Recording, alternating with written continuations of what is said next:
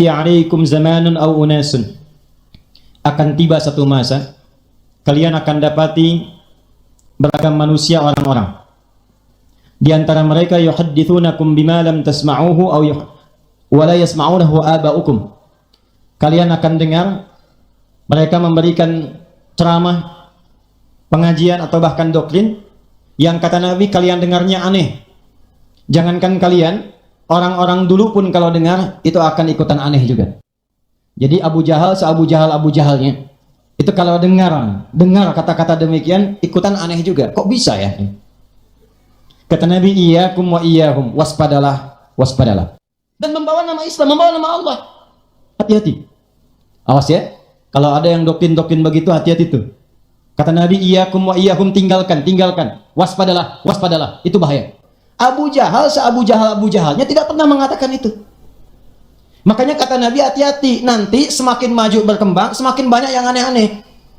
Dan di antara yang paling aneh puncaknya hadis Muslim dari Abu Hurairah radhiyallahu ta'ala anhu.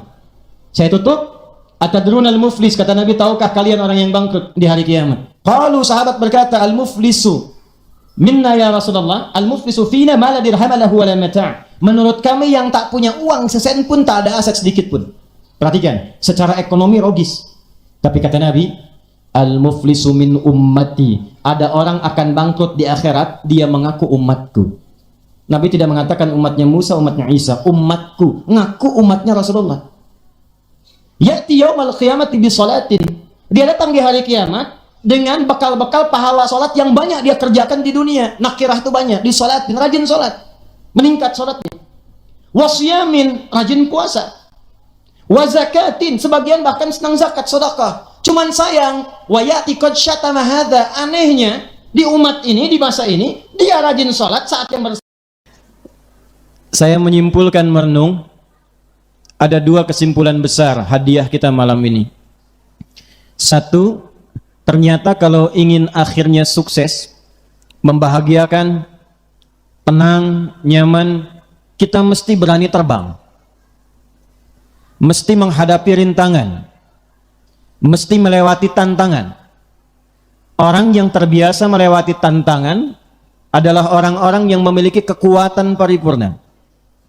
Orang yang berani terbang, orang yang akan membuka wawasan dan mencapai kemajuan.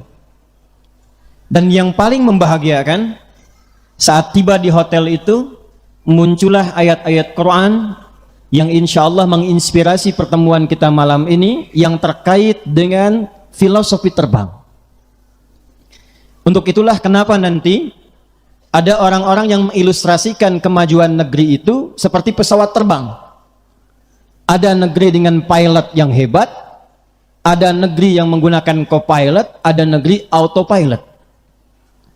Kalau kita ingin gabungkan, ini menarik Pak, Ibu, saudara-saudariku sekalian. Pak Bupati, tidak mungkin ada pesawat terbang itu kalau tidak ada orangnya. Dan orangnya itu mesti saling bersinergi. Ada yang bertugas, ada yang menjadi penumpang. Kalau pilotnya ada, penumpangnya tidak ada, pesawatnya terbang tidak? Tidak. Kalau penumpangnya ada, pilotnya tidak ada, terbang tidak? Tidak. Pilot ada, penumpang ada, landasannya tidak ada, terbang tidak? Pilot ada, penumpang ada, landasan ada, yang ngatur penerbangan ATC-nya tidak ada, terbang tidak? Tidak. Jadi untuk terbang, untuk menemukan sesuatu yang baru, untuk mendapatkan sesuatu yang luas, pengalaman bagus, mendapatkan kemegahan, melihat semua hal dengan jelas, maka mesti ada kumpulan orang-orang yang bersinergi dengan profesi yang berbeda-beda. Di Al-Quran semua itu disebut dengan umat namanya. Jadi kalau satu negeri ingin maju, Sumbawa 64 tahun ingin maju, ingin menginspirasi, ingin jadi negeri yang hebat, kabupaten yang berkembang berkemajuan, maka syarat pertama mesti ada umatnya, mesti ada penduduknya yang datang kompak, punya satu tujuan, visi dan misi yang sama. Umat namanya. Apa namanya? Dan inilah pembuka yang Allah sampaikan dalam Al-Quran. Jadi begitu disebutkan Ustadz, Sumbawa milad yang ke-64, turun dari pesawat, yang muncul pertama kali itu kata umat. Quran surah ketiga ayat 104. Wal takum minkum ummah. Jadi kalau Sumbawa ingin maju, Sumbawa ingin berkembang, Sumbawa ingin mencapai peradaban, pertama mesti ada umatnya dulu. Alhamdulillah, 509.234 jiwa, 24 kecamatan, 8 kelurahan, 157 desa. Umat Sumbawa. Sudah ada umatnya Pak Bupati ini. Penumpang lengkap. Sekarang kalau penumpangnya lengkap, maaf, tujuannya nggak ada. Pesawat kalau kita naik nggak ada tujuan, mungkin terbang tidak. Maka teruskan ayatnya, wal takum minkum ummatu yad'una ilal khair. Mesti ada tujuan. Mau kemana pesawat itu dikemudikan? Di mana landingnya? Apa tujuannya? Maka yang pertama dilakukan kata Al-Quran, semua warga Sumbawa itu kalau kita tarik ke Sumbawa mesti kompak bersinergi untuk mencapai tujuan yang sama. Mesti punya visi. Karena itu ketika saya turun, pertama yang saya lihat Sumbawa Samawa. Itu tujuannya. Ada berkito syara, syara berkito kita Allah. Itu tujuannya. Jadi 509.234 orang itu yang masuk ke pesawat Sumbawa itu tujuan akhirnya landingnya Samawa. Yada'una ilal khair, semua mesti kompak. Betapapun penumpang pesawat berbeda-beda, fungsinya tidak akan sama, tapi tujuannya mesti sama. Jadi kalau satu pesawat tujuannya berbeda, nggak akan pernah nyampe pesawatnya. Satu kali pesawat sudah siap terbang, penumpang sudah siap, tiba-tiba ada yang nyerobot ke kelas depan. Pramugari kasih tahu, Pak, tempatnya bukan di sini. Nggak mau dengar, saya ngantri dari sebelum subuh katanya. Diberitahu tak pindah, diingatkan juga tak mempan, bingung. Tiba-tiba datang seorang alim ulama, lihat kiai, tokoh, tuan guru, ditanya kenapa, diceritakan begini begitu. Kursinya di belakang, duduk depan kelas bisnis. Tenang aja. Dibisiki oleh beliau ini, begitu dibisiki tak tunggu lama langsung pergi ke belakang. Pramugari heran kemudian tanya, Tuan Guru, apa yang dibisiki tadi? Saya cuma tanya, Bapak mau kemana? Dia jawab, saya Sumbawa Pak. Maka disampaikan, Sumbawa belakang Pak, depan Mataram. Kalau yang satu pengen ke Mataram, yang satu ke Sumbawa, yang lain ke Dompu, yang lain ke Bima, tujuan berbeda, tak mungkin pesawat bisa landing dengan sempurna. Maka semua penumpang ketika masuk ke satu pesawat namanya Sumbawa mesti sepakat, semua warga Sumbawa visi akhirnya landingnya Samawa. Sepakat? Setuju? Kalau sudah sepakat, ya'muruna bil ma'ruf. Ingat, di Quran itu ada thayyib, ada khair, ada ma'ruf, ada ihsan, ada soleh. Diterjemah mushaf, diterjemahkan dengan kalimat yang sama, tapi penekanannya beda. Kalau thayyib itu kesehatan fisik. Orang kalau makannya sesuai kebutuhan, fisiknya sehat, orang Arab tanya, kaifa haluk? Alhamdulillah ana thayyib. Artinya, fisiknya sehat, kuat, dan baik. Quran surah kedua Al-Baqarah ayat 168. Ya ayyuhan nasu kulu mimma fil ardi halalan. Kalau makan dapatkan dari yang halal, konsumsi yang menyehatkan, yang baik-baik. Enggak semua yang enak-enak mesti dimakan kalau tidak menyehatkan. Duren enak, duren satu panci sakit. Madu Sumbawa bagus, makan madu, minum madu baskom penyakit. Halalan thayyibah. Tapi tidak semua yang thayyib fisiknya itu punya visi, punya sifat yang baik, punya khair. Kan ada orang namanya thayyib, dia sehat, dia baik, tapi 2 kali puasa, 2 kali lebaran nggak pulang-pulang tuh. Maka ketika seseorang menjadi baik, kebaikannya diterjemahkan dalam bentuk visi, punya sifat jujur, sederhana, tawadhu, maka oleh Quran dirubah kalimatnya dari thayyib menjadi khair. Kuntum khaira ummah. Nah, kalau yang khair ini diterjemahkan, dipraktekkan dalam bentuk perilaku, jujur iya. Bagaimana mengetesnya? Ketika disogok dia berani menolak. Pak Bupati disampaikan, Pak, ini ada proyek kata pengusaha, kalau Bapak terima fee-nya 1 miliar. Maka kata Pak Bupati, maaf ya, jari saya ini jari tahiyat tidak akan pernah dipakai maksiat. Masya Allah. Lalu pengusaha itu balik lagi, Pak, fee-nya tambah 10 miliar. Pak Bupati bilang, sebentar, saya istikharah dulu. Tak ada ya. Insya Allah beliau ini saleh. Insya Allah ya. Beliau anak dari seorang imam besar di masa kesultanan. Saya hafal, dan ini imam besar di masjid ini. Lahirnya 10 April 1956, saya hafal itu. Pak Din 31 Agustus 1958. Bu Bupati 10 November, saya tahu itu. November bulannya, Novianti itu November. Kembali. Nah, kalau dipraktekkan, semua punya peran, tapi dipraktekkan menjadi baik, maka berubah namanya menjadi ma'ruf. Kembali ke Quran surah ketiga ayat 104, wal takum minkum ummatu yad'una ilal khair samawa wa ya'muruna bil ma'ruf. Jadi kalau sudah masuk pesawat besar namanya Sumbawa, pasti di situ penumpangnya beda-beda.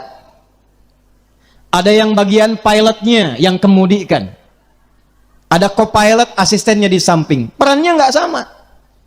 Siapa yang harus jadi pilot? Yang bisa menerbangkan pesawat.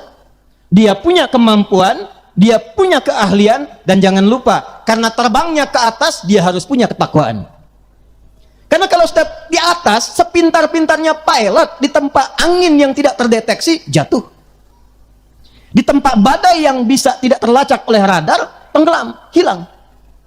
Makanya semua pendidikan pilot bukan cuma pintar secara teknis, tapi punya jiwa spiritual yang tinggi.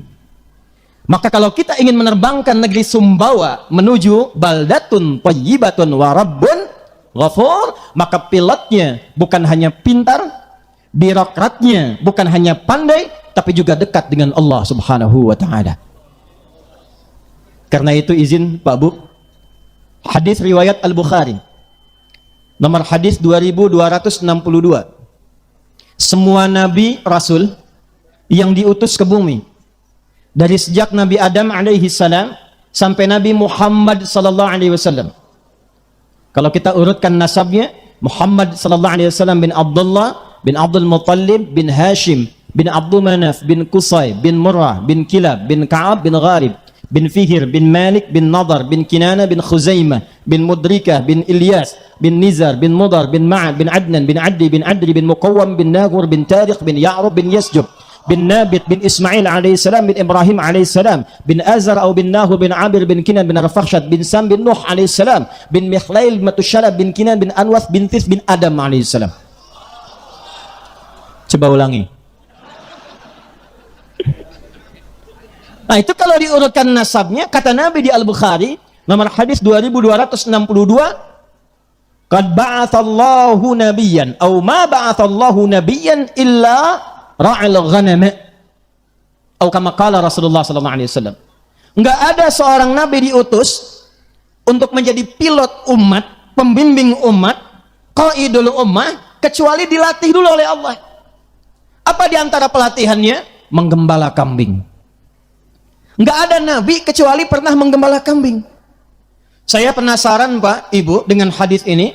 Saya datangi tempat kambing langsung ke kaki bukit. Saya lihat karakteristik kambing. Allahu Akbar. Ternyata kambing itu kalau mengembik saja, itu ada 3 jenis embikan kambing. Ada berapa jenis? Lapar. Terancam. Sakit. Sering-sering bergaul dengan kambing, ternyata paham kapan kambing itu sakit, kapan kambing itu lapar, kapan kambing itu terancam. Dimengertilah kenapa pemimpin itu idealnya awalnya pendidikannya didekatkan kepada kambing, sehingga dia tahu suara rakyat.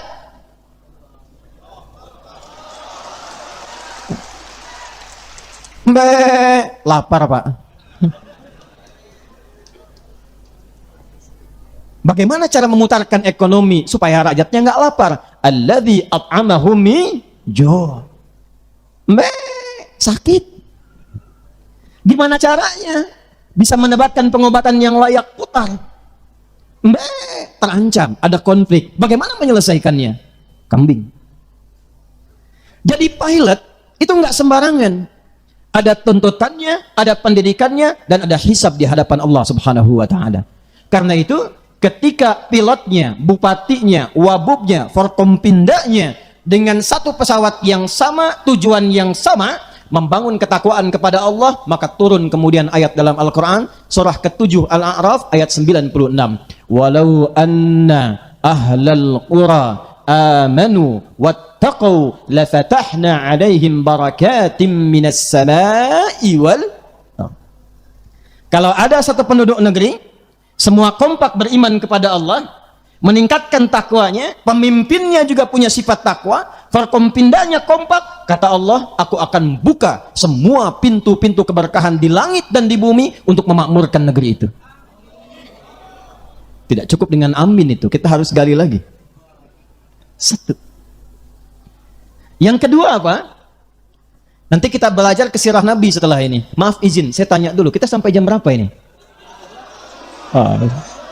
Siap. Anda silakan sampai subuh, saya jam 10 pulang. Saya subuh dari Amalela insya Allah. Ya. Ini baru muqaddimah, kita belum mulai nih. Ya, tenang, kita belum mulai nih. Yang kedua, semua mesti mengerti perannya. Nanti ada pilot, ada co-pilot. Belakangnya ada siapa? Ada pramugarinya. Sebelumnya ada peran air traffic controlnya. Ada bagian afronnya. Ada bagian pramugari-pramugaranya. Levelnya kemudian ada kelas first class. Setelah itu bisnis, ekonomi, sampai ke bagian belakang. Tapi semuanya di pesawat yang sama. Saling mensubsidi. Maaf, pilotnya hebat, kemampuan tinggi, tapi tidak mengikuti panduan dari ATC, nggak akan sempurna terbangnya.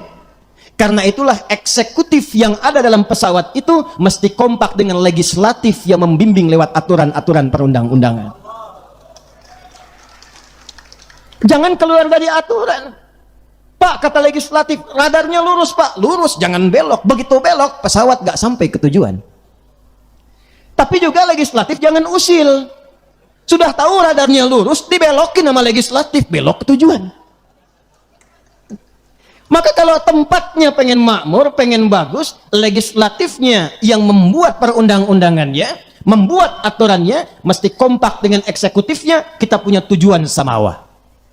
Kita punya arah yang sama. Kita kompak terbang supaya terbangnya nyaman, landingnya tenang. 2. 3. Maaf, biasanya kalau first class, VVIP, kelas bisnis, yang naik penumpang itu siapa? Penumpangnya siapa? Maaf, saya tanya sebentar, pejabat atau pengusaha? Pengusaha. Karena itu disebut kelas bisnis karena kebanyakan adalah pebis. Di belakang pejabat ada pengusahanya. Tapi ketika naik, tiketnya dengan kelas ekonomi beda tidak? Mahal tidak? Mahal. Karena itu pengusaha ketika membeli tiket mahal bukan hanya untuk mendapatkan fasilitas, tapi supaya bisa mensubsidi ke bawahnya sehingga afturnya mudah untuk dibeli, kelas ekonomi bisa naik pesawat yang sama. Tapi sehebat-hebatnya pengusaha, dia nggak boleh masuk kokpit kemudian mengendarai pesawat. Itu dia. Sekaya-kayanya pengusaha, coba-coba masuk kendali pilot, megang setirnya pilot, jatuh pesawat. Karena itu yang kedua, nanti kita belajar, tenang, ini baru muqaddimah. Pesawat bisa terbang, ada pilotnya, co-pilotnya, ada petugas forkompindanya dari pramugarinya, pramugaranya, penjaganya, ATC legislatifnya. Setelah itu, supporter fondasi ekonominya. Kalau Sumbawa ingin maju, Sumbawa ingin mendapatkan inspirasi, bikin database Pak. Berapa pengusaha-pengusaha yang ada di sini? Sinergikan. Kalau perlu sekarang era digital, bikin digitalisasi. Dari UMKM sampai yang ke atasnya. Bikin aplikasi Sumbawa Samawa misalnya. Siapa yang jualan beras? Siapa yang jualan madu? Siapa yang jualan susu kuda liar? Siapa yang jualan kain tenun? Siapa yang jualan batik? Masukkan aplikasi, ketika orang Sumbawa membutuhkan sesuatu, klik, langsung membeli di Sumbawa. Dari orang Sumbawa, ekonomi berputar di dalamnya dan berkembang membangun kabupaten. Yang tidak ada di Sumbawa, baru kemudian keluar dari Sumbawa. Yang fasilitasi siapa? Yang datang siapa? Pebisnisnya. Jadi kalau semua kompak punya tujuan yang sama, sharingnya akan merata. Yang ketiga, agak cepat sebentar ya, masyarakatnya, rakyatnya. Pilot sudah bagus, eksekutifnya bagus, legislatif bagus, penumpang di belakang berisik terus, ngobrol sampai ke depan. Belum waktunya nurunin koper, sudah berdiri koper dibuka. Belum saatnya buka sabuk pengaman, sudah dibuka, pesawat goyang. Maka dari itu, mesti ada kekompakan dan sinergi antara pilotnya, petugasnya, plus para penumpang keseluruhan, termasuk rakyatnya. Maka jika satu komponen pesawat ini sudah siap, terbangnya nyaman, maka insya Allah seperti yang tadi saya alami, terbang dan landingnya akan smooth dan nyaman sampai ke tujuan, mendapatkan satu anugerah batik yang luar biasa, makannya enak, ketemu orang-orang yang enak, difasilitasi dengan nyaman, dan insya Allah berkah dalam ridha Allah subhanahu wa ta'ala. Sekarang baru kita masuk pada teorinya. Tadi mukaddimah. Bapak Ibu sekalian, saya mau tanya sebentar. Nabi Muhammad sallallahu alaihi wasallam lahir di mana? Mekah. Hijrah kemana? Oh, salah kan? Itu baru dasar tuh. Lahir di mana? Mekah, betul. Hijrah kemana? Bukan. Oh, jangan maksa. Kalau tidak tahu katakan wallahu a'lam. Nabi Muhammad hijrah kemana? Sampai begini belum tahu wallahu a'lam. Hijrah Nabi itu bukan ke Madinah. Hijrah Nabi mulanya ke Yathrib. Kemana? Pertama, apa itu Yathrib? Yathrib itu Bapak Ibu, nanti kita tarik nih spiritnya, undang-undangnya dibawa ke Sumbawa dengan moto tadi.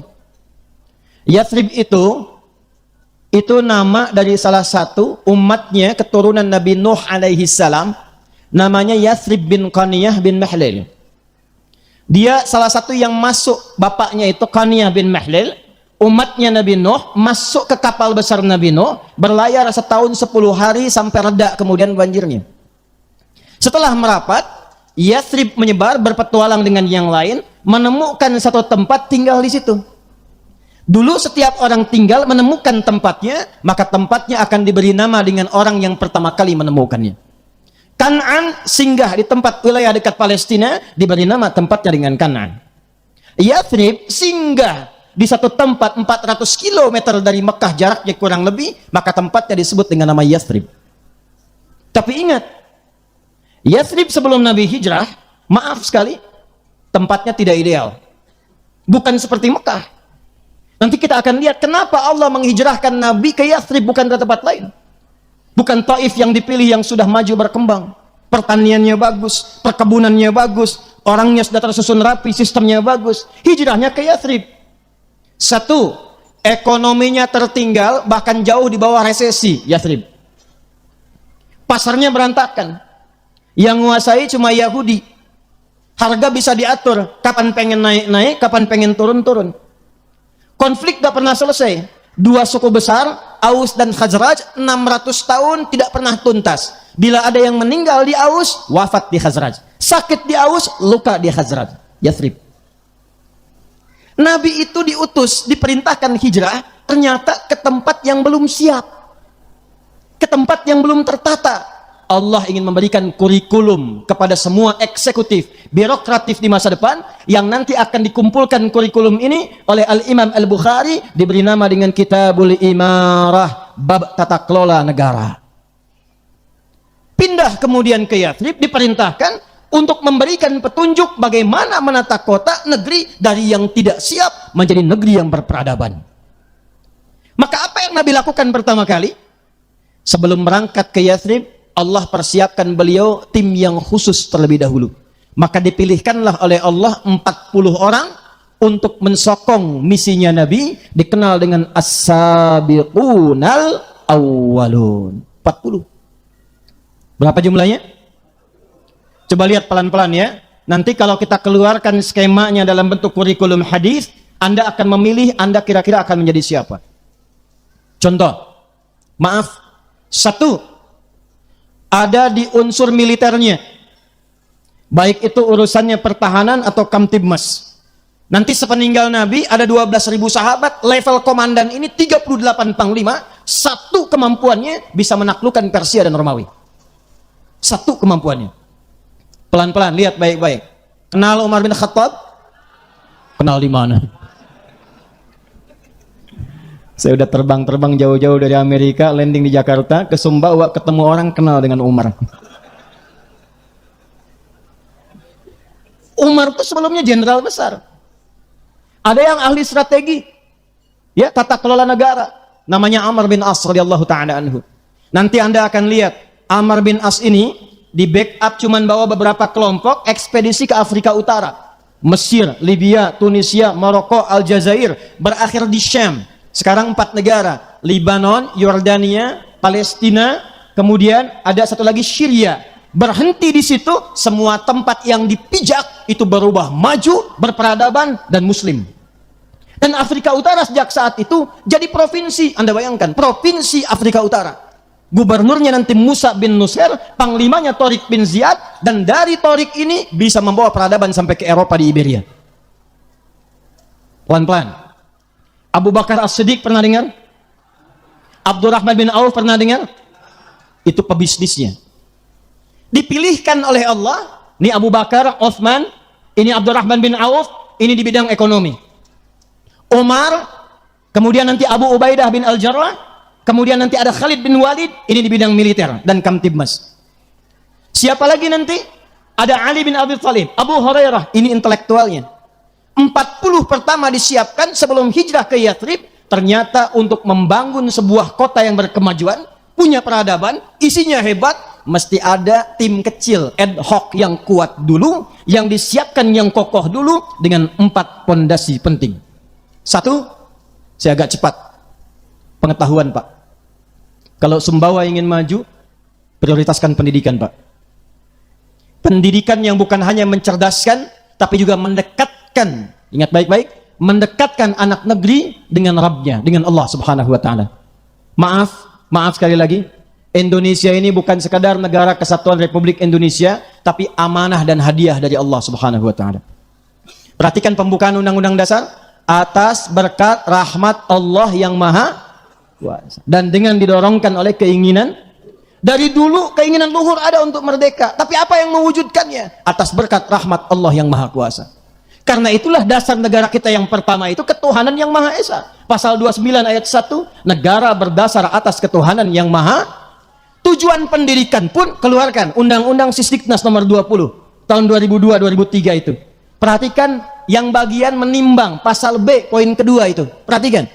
Undang-Undang Dasar tahun 1945 mengamanatkan kepada negara, pemerintah untuk, perhatikan baik-baik nih, menyelenggarakan satu sistem pendidikan yang meningkatkan ketakwaan dan keimanan kepada Tuhan yang Maha Esa. Jadi sebelum pintar, takwa dulu. Sebelum pintar, iman dulu. Sehingga ilmunya dibimbing oleh iman, ketika dibimbing oleh iman, ilmunya membangun, tidak mencelakakan. Saya baru pulang dari Amerika, pintar-pintar. Tapi karena imannya kosong, kriminal juga banyak, Pak. Mau nembak orang kapan saja bisa tembak. Mau mabuk kapan saja mabuk. Mau zina kapan saja zina. Secara sistem rapi, secara personal hancur. Iman dan takwa. Baik, kita kembali lagi pelan-pelan. 40 orang disiapkan, berangkat ke Yathrib. Nah, ini yang paling penting. Apa yang pertama diperintahkan oleh Allah kepada Nabi sallallahu alaihi wasallam dengan tim ini untuk merubah Yathrib yang tidak ideal menjadi kota yang berperadaban. 1, perintah Allahnya, perhatikan baik-baik. Akha bainal muhajirin wal ansar. al-mu'akhat, al-ukhuwah al-insaniyah, wal-ukhuwah al-islamiyah. Allah perintahkan persaudarakan dulu semua masyarakat yang ada di Yathrib, sehingga semua punya visi yang sama, punya soliditas, punya sinergi, kompak mencapai tujuan. Jadi maaf, kalau sudah kita punya keinginan 64 tahun Sumbawa, ingin maju, ingin hebat, penduduknya mesti kompak, mesti solid, jangan terpecah belah, jangan saling mencaci, jangan banyak bertengkar, apalagi kalau terjadi di kalangan masyarakat-masyarakat yang sudah beriman. Maaf ya, maaf sekali lagi, di zaman jahiliyah yang terpecah belah itu yang belum beriman. Ketika sudah beriman semuanya bersatu. Di zaman jahiliyah yang terpecah belah itu yang belum beriman. Ketika sudah beriman semua bersatu. Jadi iman itu mempersatukan. Iman itu membawa cinta. Iman itu membawa kemajuan. Jadi kalau ada orang yang sudah beriman tidak senang dengan persatuan, tidak senang dengan kemajuan, dipertanyakan keimanannya. Ya lihat Ali Imran ayat 103. Wa'tasimu bihablillahi jami'an wala. Ayat 103 dibuka dengan ayat 102. Panggilannya apa? Ya ayyuhalladzina amanu. Ya-nya disebutkan 361 kali dalam Al-Quran. Memanggil yang dekat, yang menengah, yang jauh. Ayyuha disebutkan 150 kali dalam Al-Quran. Ayyunya munada menguatkan, haknya tanbih mengingatkan. Alladzina disebutkan sebanyak 1080 kali dalam Al-Quran. Memanggil semua tanpa kecuali. Kata Allah, hei yang menyatakan dirinya sudah beriman, saya enggak peduli laki-laki, perempuan, besar, kecil, profesinya apa, tinggal di mana, merasa dekat, merasa jauh, merasa tengah-tengah, saya panggil kalian semua. Apa panggilannya? Ittaqullaha haqqa tuqati wa la tamutunna illa wa antum. Nah, kapan menjadi muslim? Ayat 103-nya. Wa'tasimu bihablillahi. Kata Allah, jangan terpecah belah. Bersatu semua. Dan persatuan itu ditandai dengan keimanan. Yang paling menarik, untuk menyatukan ini, Allah memberikan kurikulum bahkan dalam ibadah, sehingga semua nyaman bisa merasakan sesuai dengan pilihannya. Contoh, maaf ya. Maaf. Di sini kalau subuh ada yang kunut? Kunut. Ada yang tidak kunut? Ada. Yang kunut betul, yang tidak kunut betul, yang salah yang tidak sholat subuh. Zaman Nabi yang kunut ada? Ada. Yang tidak kunut ada? Ada. Tapi nggak ada yang tidak sholat subuh. Kenapa? Karena ternyata setelah dipelajari dalam fikih, ini saya akan tunjukkan sesuatu yang penting, karena informasi yang saya terima 99,99% penduduk di Sumbawa ini muslim. Betul? Betul? Maka saya ingin lihat, nanti saya tanya Pak Kapolres, Pak Dandim ini, muslim betulan atau muslim KTP? Kalau muslim betulan, nggak akan ribut. Muslim betulan, nggak akan banyak berselisih. Muslim betulan, pasti kompak. Muslim betulan, pasti semangat mengaji, semangat belajar. Maka apa yang pertama Allah berikan kepada Nabi Muhammad SAW? Perhatikan, satu, manhaj. Apa namanya? Manhaj itu kurikulum kehidupan yang umum. Dan disusun langsung oleh Allah, disampaikan lewat firman-Nya untuk diteruskan, diajarkan oleh Nabi Muhammad SAW. Masya Allah, ternyata manhaj itu disesuaikan oleh Allah sesuai dengan kemampuan hamba-Nya. Kalau kita mampu satu cara, maka ditunjukkan satu cara, satu dalil, satu petunjuk, gak ada bedanya. Contoh, kalau kita sholat takbir, apa bacaannya? Allahu Akbar. Pernah dengar ada orang takbir mengucapkan Allahur Rahman ada? Allahur Rahim ada? Satu cara, satu dalil. Allahu Akbar. Tapi kalau manusianya tak sanggup melakukan dengan cara yang sama, dengan cara yang tidak serupa, maka Allah berikan perbedaan dalam penunaiannya supaya semua bisa menunaikan sesuai dengan kemampuannya. Contoh, ada dari segi bacaan, ada dari segi apa? Quran turun berapa riwayat? Ini ada Ustadz Hasibuan nih, qori luar biasa nih, Masya Allah. Quran turun apakah satu riwayat? Tidak. Quran turun dengan 7 riwayat, bahkan nanti ada 10 riwayat. Ternyata riwayat ini bukan sekedar cara baca yang beda, karena di Arab itu sukunya banyak, lisannya berbeda. Ada yang nggak bisa baca A, bisanya saja. A, ana, ane, anta, ente. Ada. Sehingga ketika turun surat wadduha, ada yang nggak bisa wadduha, bisanya wadduhe. Wadduha, wadduhe. Wallaili idza saja, wallaili idza saja. Ma wadda'aka rabbuka wa ma qala, ma wadda'aka rabbuka wa ma qala. Walal akhiratu khairul laka minal ula. Wala sawfa yu'tika rabbuka fatardi. Saya baca wadduha, Anda tertawa. Saya di Afrika, saya bacain wadduha. Ada yang ketawa karena dia nggak bisa A, bisanya Itu dipaksa-paksa sampai kiamat kurang 2 hari, nggak bisa. Terus sekarang wilayah Palestina, wilayah Syria, Libanon, itu pakai imalah semua. Madrasah. Mungkin Betawi dari sana tuh belajarnya tuh. Turun riwayat pakai Ada yang lebih ekstrim lagi. Nggak bisa sin, bisanya sod. Ihdinas siratal mustaqim. Riwayat Qalun sin. Ada yang nggak bisa sin, Allah turunkan pakai sod. Muhammad SAW ajarkan pakai sod. Ihdinas siratal mustaqim. Sod, hafaz dari Asim. Yang dahsyat, ada yang nggak bisa sin, nggak bisa sod, bisanya zai. Sin, z. Sod, z. Sin, z. Sod, zai. Maka turunlah riwayat nanti menggunakan zai. Ihdinas siratal mustaqim. Jadi ternyata ketika Allah turunkan, dibimbing sesuai kemampuan kita, bukan untuk berselisih. Yang benar sin, tidak, yang benar sod, bukan. Di Libya pernah ada 2 ahli Quran, hafal Quran 30 juz, berselisih gara-gara sin dan sod. Yang satu bilang ngaji sama gurunya, riwayat pakai sin, yang benar sin. Kata temannya, yang benar sod. Akhirnya mereka putuskan datang sama syekh kita yang lebih tinggi. Begitu datang kata syekhnya bijak, ya bunai iqra, ihdinas siratal mustaqim, pakai sad, hasbuk. Ya bunai iqra, kamu baca, ihdinas siratal mustaqim, pakai sin, hasbuk. Kalian berdua salah, yang benar ihdinas siratal mustaqim, pakai sad.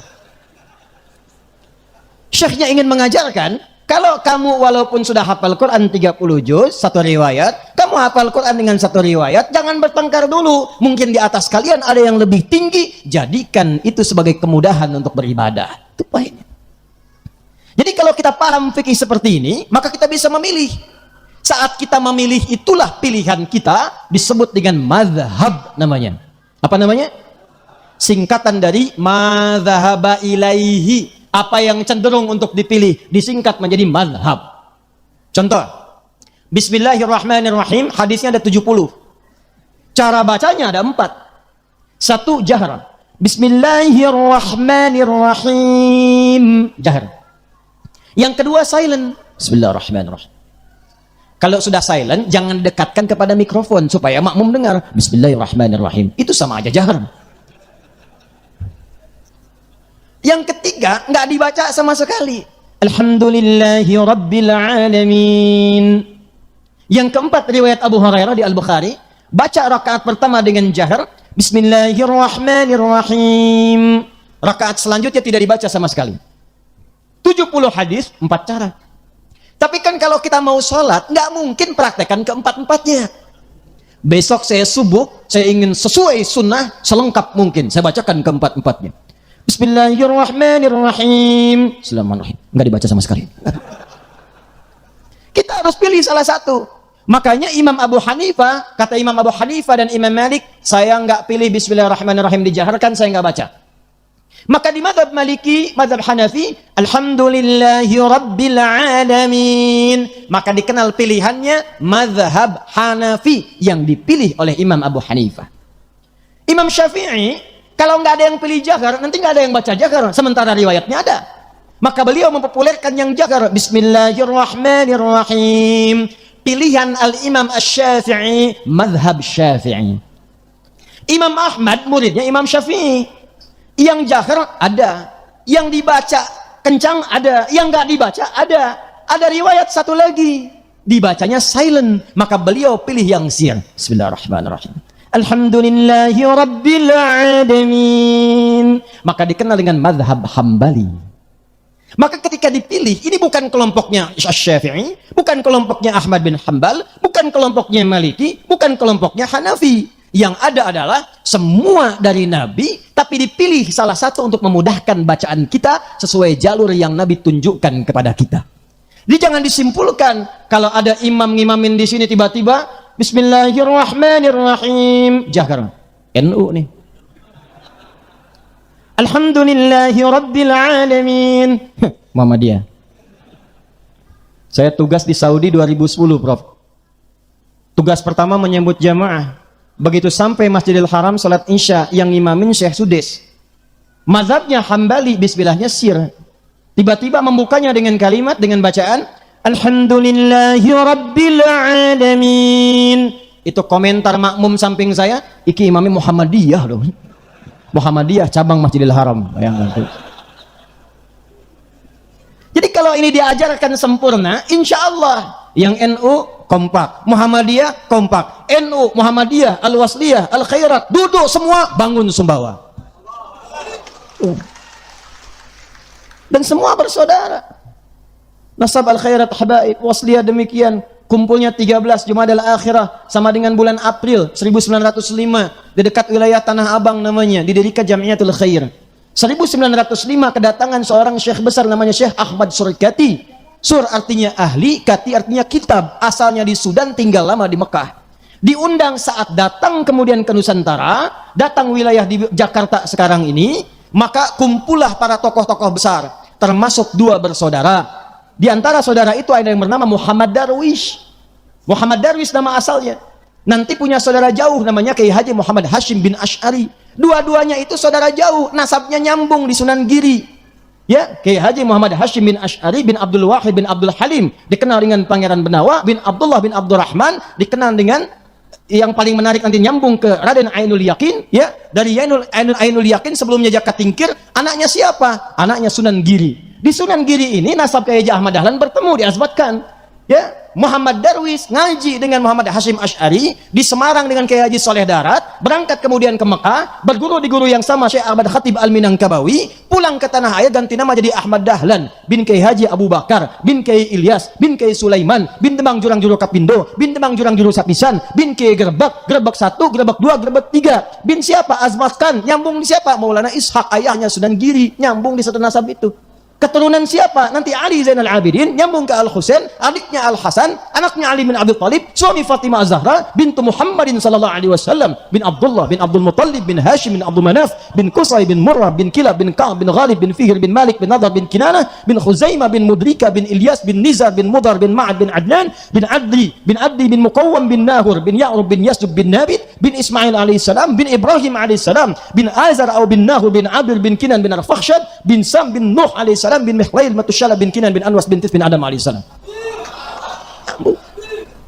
Kiai Haji Ahmad Dahlan melihat ini umat ini nggak berkembang di pendidikan, ngaji kitabnya pakai kitab pegon, dipaksa oleh Belanda nggak mengerti bahasa sendiri, dikembangkan oleh beliau, pendidikan mesti maju, budaya mesti berkembang, rumah sakit mesti didahulukan, fikihnya terapan, budaya, takopi, pendidikan. Muhammadiyah kemudian masuk ke bidang itu 18 November 1912.